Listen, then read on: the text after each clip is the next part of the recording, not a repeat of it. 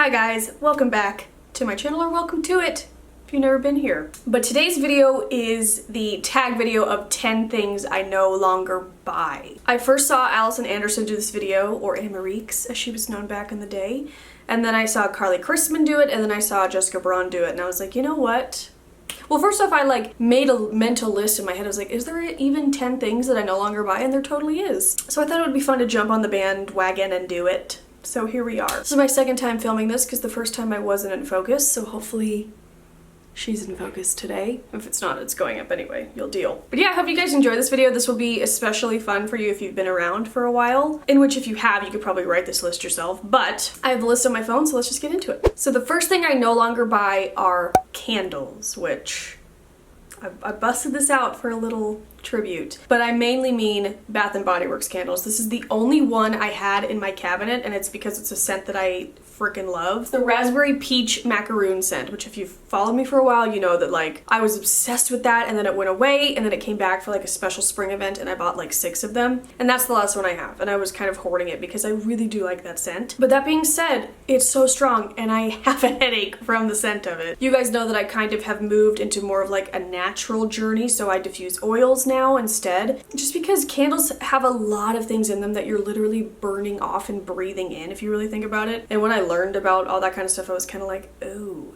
There are a few random candles that I will still have, and I still do I always have a candle burning in the background of videos. I have a lot of unscented ones just for that, or they're just candles that I know don't bother me. My favorite kitchen candle is the Boulangerie and Pear Whipped Cream one that I get from Anthropologie, and then I like the Trader Joe's Soy mini candles. Those are pretty much the only 2 candles I still buy, except for, this has a lot of exceptions, but my main point was Bath & Body Works candles, but my exception was for Christmas and Halloween. I still get my pumpkin spice and my Christmas Eve from Yankee Candle. Those don't bother me nearly as much, and while yeah, it is still toxins in the air, it's nostalgic toxins and I need them. But if you watch this channel, there is tons of videos of me hauling Bath & Body Works candles, and I'm not gonna lie to you, I totally missed the rush of getting the email that candles, 3-wick candles from Bath & Body Works were on sale for $8 each, and you run to the mall or you run to order online. That is a rush that can't be replaced by anything else. And especially around Halloween and Christmas, when all the fun scents would come out, that's when I would really shine. And I always say I really know how to use Bath & Body Works coupons to my advantage. I would walk away with practically robbing them. I really knew how to play it. But besides the rush, I don't miss the candles. I don't miss the overpowering scent. I don't miss the headache from them. And it was just a switch one day where it kind of was just that is too strong. Maybe it's my old age. I don't even know. But I do much more enjoy diffusing oils, especially because that can be a tailor-made scent to every day, you know? I mean, I will always love the flicker of a candle. Will always be somewhat nostalgic, but my head thanks me for no more headaches. Second thing I no longer buy is also from Bath & Body Works, and that is their shower gels. I really used to thrive at Bath & Body Works, especially during the semi-annual sales. I miss it. I'm not gonna lie, you guys, I miss it. But I kept getting, specifically on my thighs, this really weird rash, and I would keep going to the doctor, and he's like, oh, several times they said, this looks like whatever it was called, which you get from using expired shower gels, and they it's basically an infection of your hair follicles in your legs. And I was like, that's disgusting. So about last year I decided to do better for my body and get more natural, better shower gels, which I have. My favorite, all-time current favorite right now is the Alba Botanica Honey Mango one. It's incredible. Very moisturizing, never gives me a rash, never leaves me feeling dry, and it smells so good that I don't really miss I miss the fun scents. I loved the white tea and mango or whatever it was called, white tea ginger something. The only thing I still buy from Bath & Body Works, and even then they discontinued it, so now it's an online only product, but at least it's online because I would probably die without it. But it's the Moonlight Path body spray. I've literally worn that every day since 7th grade, so I have to have that nearby. But as far as washing my body every day, I don't buy their shower gels anymore or their lotions. And while I do miss the rush, it's just my skin is better without it. Fun fact, did you know that my first retail job, my first job ever, was teaching hip-hop at after-school programs Yes, you heard that right. But my first retail job was Bath & Body Works, and I loved it. I loved that it was not clothes and it wasn't food. I loved it. So, little tidbit of information there for you. Maybe that's where like my love for it stems. And then the third thing I no longer buy, also from Bath & Body Works, and then we're moving on, I promise, are, well, I guess I would use a couple different brands, but wallflowers or like wall plugins, and I used to freaking love them. I would buy the Moonlight Path ones, the Marshmallow Fireside, the Twisted Peppermint, and I'd have them in every single room of the apartment. I kind of let that go a while ago. As soon as I started learning, I cut those before I cut candles. Once I started learning like fragrance being pumped into the air, and I could do the same with essential oils, and it's just natural, like literal plant essence instead of all the chemicals and fragrance, I eliminated those, and I really loved them. Nothing, again, the rush of buying like 17 and then switching out the old one for the new one, twisting it up in that, woo!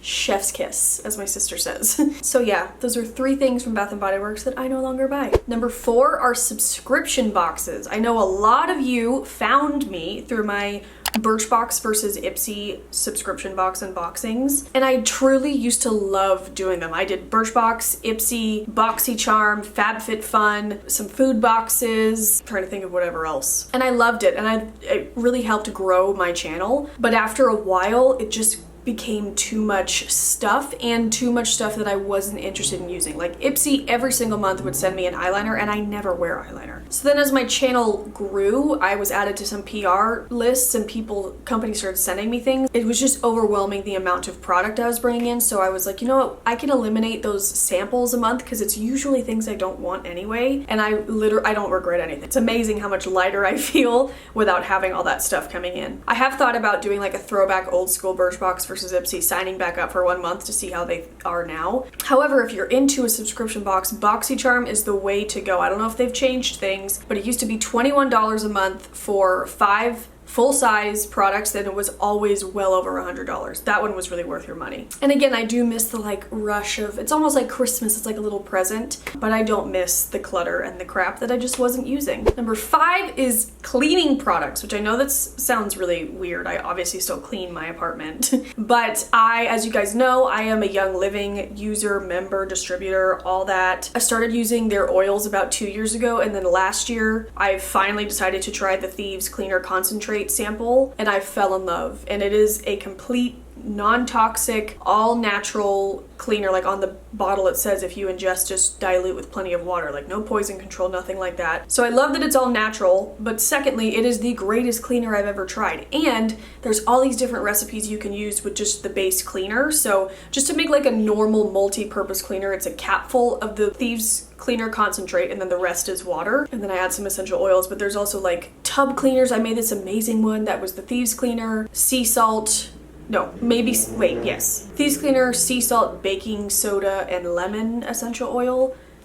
I was amazed by that. Glass cleaner, like tile, granite, like all of it. And it's so cost effective. I bought one bottle of the Thieves Cleaner Concentrate. Last year it's $22. I still have it now. And while I do love the Method and Mrs. Meyer's products, they are more natural, but they're still not completely natural because they do have fragrance in them, which I've learned, mostly thanks to Jessica Alba, fun fact. But fragrance is a blanket term for a lot of different chemicals. I think something like almost 300 different chemicals are blanketed under fragrance in your ingredients description. And it can be a lot of nasty things that have either A, not been tested for human use, or B, have been tested as carcinogens. So it's just like, oh, fragrance is terrifying, which I struggle with because I really love perfume.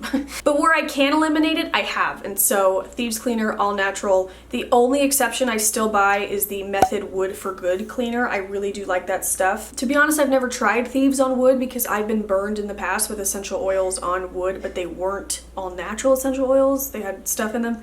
I don't know. If you use Thieves, let me know if you use it on your wood. But I do love the Method Wood for Good cleaner. But other than that, I don't buy Windex anymore. Method, Mrs. Meyer's, it felt so good to get rid of all the deep cleaning Clorox crap for the bathroom. Like, we threw all that out. Even like the bleach we use for laundry, we have 7th generation, which is more natural. Our laundry soap, like all of our cleaning products are much more natural now, and it feels great. Next thing I no longer buy are high heels. I have never liked wearing heels. I appreciate them. I see them on other people and I think they're beautiful, but like for me, I've always said like I just feel not like myself when I'm wearing heels. I'm terrible at walking in them, and I don't know, I feel like weird in them. I don't know what this was, but that's how I feel. But I would keep buying them because I'm like, I am a woman, I need to own heels, but like they would just sit in my closet. Even now I do have one pair left, a really beautiful pair that I love that I'm like ever like, well, if I need to wear heels, I have these. But I got rid of all the other ones. I have a few like kitten heels that aren't like as hard to walk in, but even like last year in preparation for my 30th birthday, I bought these like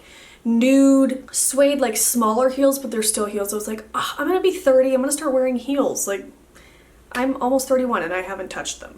I used to have these like big old gold glitter Steve Maddens that I'm pretty sure every girl had at 18. And I loved them, but I never wore them, so I got rid of them. So I think I'm just done wearing heels. I have nothing against heeled boots. That is different. Like a chunky heel and like a booty, like an ankle heel, love it. But like pumps, I don't know, unless something drastically changes, I'm not gonna buy them anymore.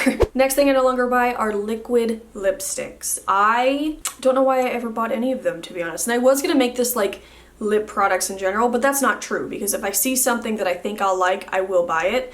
But if I see something like a color on somebody that I love and I like look in the description box and it's a liquid lipstick, I won't buy it because I know I won't wear it. I find them wildly uncomfortable and I'm like confused why everybody can wear them all day every day. They are drying and they like wear off in the middle and you have like butthole lips. It's just not a cute look and they just don't feel good. I normally don't like lip color on me because I have smaller lips and I feel like color like makes you realize how small they are. And I like actually like the natural pigment of my lips. They're kind of like a little mauve. My sister always tells me that they look blue when I'm cold. But I love like a gloss, anything, you know, like a chapstick. The dog is barking. Even on my wedding day, I didn't wear any lip color. I wore my KKW bronze lip gloss that just has like a little bit of like golden shine to it. I'm just not a lip color kind of person, but if I am gonna wear one, it's certainly not gonna be a nasty, crusty ass liquid lipstick. I have like a few that I like, and they're all by the NYX Liquid Suede line. I really like the red one if I'm in a pinch and I need red lipstick on all night, which I don't know what the hell I'm doing that I need that, but I am not buying any more of those. And the next thing I'm no longer buying are eyeshadow palettes. This has another caveat, exception, whatever you want to call it, unless it's another Tati Beauty Textured Neutrals palette, because that is my favorite palette ever, or a Jaclyn Hill and Morphe palette. I really do like the two that she's come out with, the formula. But I don't really wear eyeshadow. I'm wearing an eyeshadow today, but even now it's my little Clarins 102 Peach Girl shade that I love. It's just like a little pot, it's not in a palette. I just rarely like pull out a full eyeshadow palette anymore. And I never really wore tons of eyeshadow. I was just kind of like obsessed with buying the new palettes. Like the old me would have totally bought the Naked Cherry and the Naked Honey palettes from Urban Decay because I do think they're pretty and I would wear like a couple shades in them. But I've learned over time that like, number one, I have all the eyeshadow I could possibly need. I don't need any new colors unless Tati Beauty releases more. But also I hardly wear eyeshadow, so there's no justifying me buying more, if that makes sense. So not buying any more eyeshadow palettes. The next thing I no longer buy is very specific to me, but if you've been around, you know. And no, it's not nail polish. I feel like every video I've watched of this, they're like, oh, I don't buy nail polish anymore. And that you can't see it, but that is not the case for me. I'm still out there hustling, buying the new collections. Nail polish is a passion. But it's Disney Vinylmations. And if you have seen me talk about them or have seen any footage of my living room, it's those kind of like little Mickey like shaped statue things that like at first I said I was never gonna get into them because they're like blind box situations where you buy them and then you unwrap it, you don't know what you're gonna get, and I was like, I am not falling for that. But I did, and then it was amazing. And like, I don't regret anything because I had good ass times trying to collect things that I wanted. And then like my husband, when we first started dating, he got into it too, and then we were both doing it. It was great. I even think now they don't make them anymore, which definitely helps not buying them anymore. But I stopped buying them before they stopped making them, and I do still have some. I have the entire Alice in Wonderland collection, and I don't think I'll ever get rid of that, but we have sold some over the years on eBay, which I love selling things on eBay. I find it so fun. But I don't know why we stopped. It just kind of got a lot, and I was like, you know what, this is too much. They fit perfectly in that little thing in my entertainment system, but once that was filled up, I was like, I don't need any more, so we got rid of a few. And yeah, I never got into the Disney pin collecting and trading. I don't like to wear them, so I don't like need them. There are some cute ones. My sister's into that, but I am not. So the Vinylmations was kind of my pin moment of my life, but it's over. And the last thing I no longer buy are physical DVDs and Blu-rays. Now, I do still, if I really, really like a movie, I like to own it, just because, yes, things are streaming, but things I feel like get taken off streaming platforms all the time, and then you're like, hey, where did my Sex and the City movie go? Thank God I own it, let me throw it on. But ever since I learned about the Movies Anywhere app, I have pretty much bought digitally, because we do, I mean, obviously we have some DVDs and Blu-rays still, but we have no more room in our entertainment system, and I was just like, you know what, we don't need like this physical clutter when it could just be clutter in the cloud. It's not even clutter. We are very specific about what movies we buy. For instance, the 2 movies I loved last year that I bought, well, that's not true, I bought Spider-Man 2 and the Avengers. But my most recent purchases were Little Women, great, and Knives Out, so good, which they just put on Amazon Prime, so you can watch it there. I usually buy movies that I think would be very good airplane movies. I have to take airplanes a lot to go see my parents, and I like movies that kind of calm me down, you know, or like stimulate my brain, I don't know. But we never buy the physical copy anymore. Maybe unless it was a Disney film, although when we first started dating, watched all of the 50, I think at that moment it was 52 Walt Disney animated classic movies, which, like, you can look up the list on Wikipedia and see which ones those are, because there's tons of Disney movies, but only like a certain amount of them are part of like the Walt Disney original classics. And so we watched through them in order. It was like this big old project to like hunt down like VHSs for some of them because we couldn't find them on DVD. It was a fun project for us. We're both super into Disney. It was fun to watch like the evolution of it. And ever since, we've been working on collecting like all of the DVDs and Blu-rays, and we even have a shelf where they're all displayed. And then they dropped Disney Plus with all of them on there, and all of our hard work is like, thanks. That one is upsetting. It pisses us off. We haven't gotten rid of the DVDs or anything. They're still there, but it's just I'm a little bitter about it. But also I love Disney Plus. I think Disney Plus is incredible. I'm just being sour for nothing. And I'm sure a lot of you have joined me in that, of no more DVDs and Blu-rays, mostly because things are digitally like streaming everywhere now. But if there is something you want, check out the Movies Anywhere app, because you could buy it through all sorts of different places and sync them all together on that app, and that's what I really like, so. Yeah. But okay guys, that is it. Those are the 10 things that I no longer buy. If you can think of something else that I no longer buy, if you've watched me for a while, let me know down below. And if there's something you no longer buy, let me know as well, because that would be fun to read. But yeah, thank you guys so much for watching. I hope you have a great day. I will talk to you soon. I'll have some like videos down here you can click and watch, and my face to subscribe. But otherwise, I'll see you in the next one, and I hope you have a good day. Bye.